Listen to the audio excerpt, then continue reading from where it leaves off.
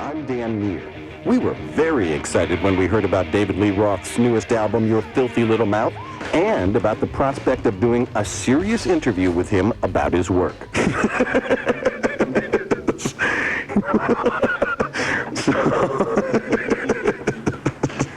Yeah. Good luck. I'm Dave Roth.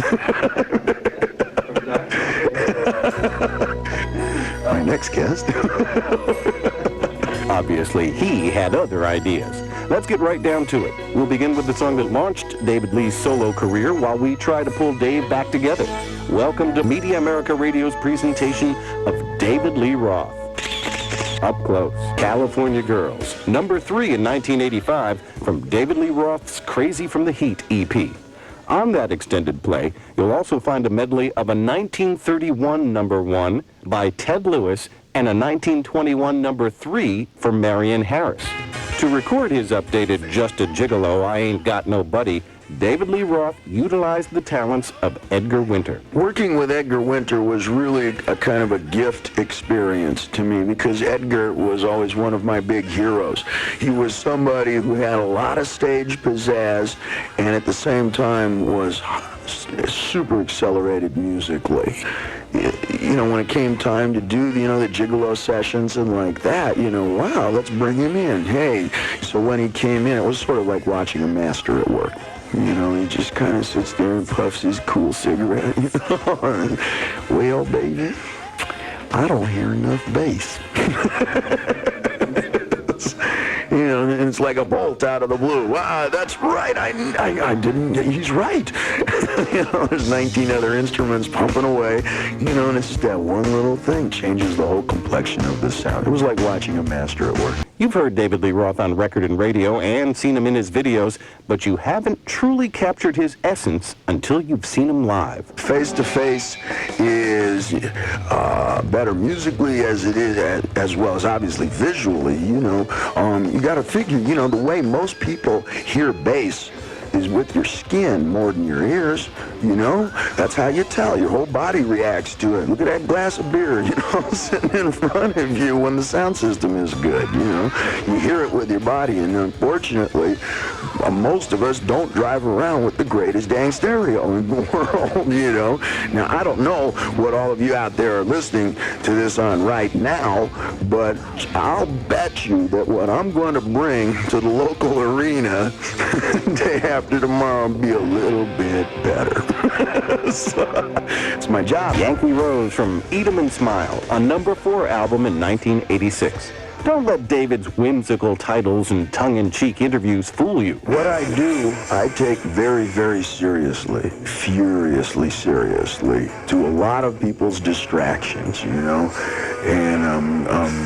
I brood a lot. I spend probably half of my life by myself, and when I talk about what I do, and we're out of the studio, and out of the basement, and out of the rehearsal hall, I'm happy. I'm colorful. It makes me feel colorful, rather, and I like to talk about it, and I love talking shop, and I love criticizing and being criticized, and you got to think now, and you got to come to some new ideas and talk some new trash, and have a general good time, because that's sort of what it's all about anyway, but the balance is that you don't see the other side. The other side is very clinical. It's very disciplined, It's got to be. Otherwise, you just can't fly when flying time is here, or you won't fly straight. You're tuned to Up Close. In 1982, David Lee Roth made a cameo appearance in a Frank Sinatra video. Frank Sinatra did, L.A. You're My Lady, which was to be the equivalent of New York, New York. And he had put together a video, and Edward Van Halen and I opened that up. In fact, I never even saw it. I don't even think I can remember the tune. Do you remember the tune? We'll take the 7th caller. That's Life was recorded before Frank Sinatra did it, and it's essentially a blues. And it's, it's a lyrical content that was close to my heart. It still is, And I remember driving in the back of the family car, and hearing that when it came in the 60s, That's Life came from Eat 'Em and Smile. That album was followed into the penthouse of the top 10 by David Lee Roth's Skyscraper. Up until this album, Skyscraper, the approach was to refine, what was traditional. Witness on Eat 'Em and Smile.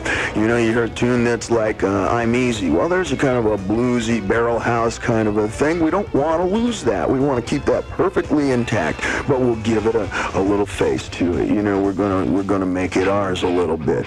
And now on Skyscraper, we take all of these things and combine them in hopefully very unusual ways. Try and put them together into something that's not immediately recognizable. Knuckle Bones from Skyscraper.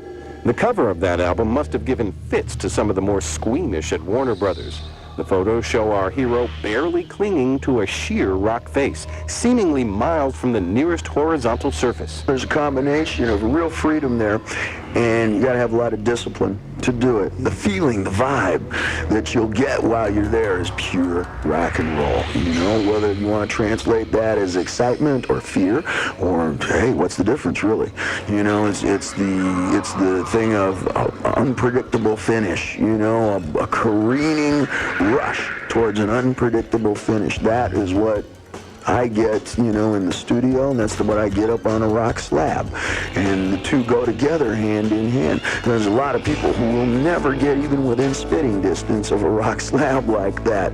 But it's one of the few things that you can put on a screen where people will physically have the same feeling that I have when you watch it. Up Close with David Lee Roth. I think A Little Ain't Enough was a good statement of me and the times that we were bouncing around in. That was the title of Dave's 1991 album. And often when I look back on old videos or old work, if you take it in 1994, you get kind of a giggle because some of it is so much a reflection of its time. Think of like Andy Warhol's Campbell soup can. To look at it in the context of 1994 is, it doesn't quite hold up with some of the things that are out there today. But it is a perfect encapsulation of that point in time in the 60s and what we were all about and what turned us on and what supposedly was inspiring us at that point. And I'd like to think that my music is much like that. We just heard the title track from A Little Ain't Enough, an album which once again catches David Lee Roth in the midst of redefining himself. I changed, just like all of you listening to this. I look different 7 years from now than I did 7 years ago. That is living life. That's the scenic route. That's how I want to drive. And at any particular given time, I'm going to reflect what's around me. As long as I allow myself to be random, and being random is hard work. I know that sounds funny, but it's true. It is always a temptation to repeat prior successes. It's always a temptation to try and repaint the Mona Lisa a little bit better. I prefer to move on.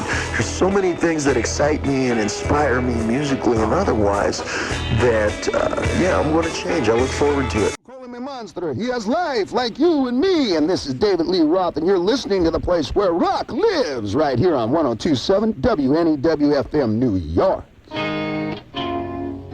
Welcome back to Up Close. One of the surprises on David Lee Roth's latest CD, Your Filthy Little Mouth, is David's duet with country music's Travis Tritt. I think probably Travis and I both come from the same kind of background as far as playing all the clubs and the bars, putting in those kinds of hours. The voices sound almost identical. You have to have headgear on some parts of the song to tell the voices apart. And that comes from some distance. That comes from some mileage and a little bit of experience.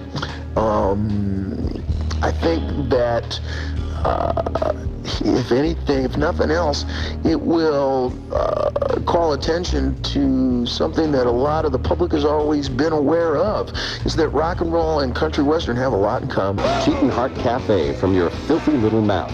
On the same album, David again dips into country and western's bag of tricks, performing a song written by Willie Nelson, Nightlife. Nightlife is one of those quintessential happy and sad at the identical same time songs. Ragtime music used to have that same attraction for me. Happy and sad, proposing a toast with a tear in its eye. That's quintessential rock, that's quintessential blues. And I think there are probably relatively few artists today who can have a relative amount of credibility singing a lyric like, you know, the nightlife ain't no good life, but it's my life. I know that I have credibility in spades with that lyric. I'm just in a quandary as to whether or not that's a good thing. Nightlife right out of your filthy little mouth. David Lee Roth and his band are on the road as we speak. His performances are always entertaining, fun, and steeped in what makes rock and roll our favorite brand of music. We'd like to thank Steve Barnett and Stuart Young of Hard to Handle Management and Tucker Williamson and Larry Butler of Warner Brothers Records. Up Close was produced in New York by Near Perfect Productions as an exclusive presentation of Media America Radio. The producers are David Bales and Jim Fahey. The executive producers are DeWitt Nelson and me, Dan Neer. Up Close is distributed on compact disc and copyrighted 1994, all rights reserved. No portion may be used without the written permission of the producers. Join us next time on this radio station as we get up close with your favorite rockers. Thanks for listening.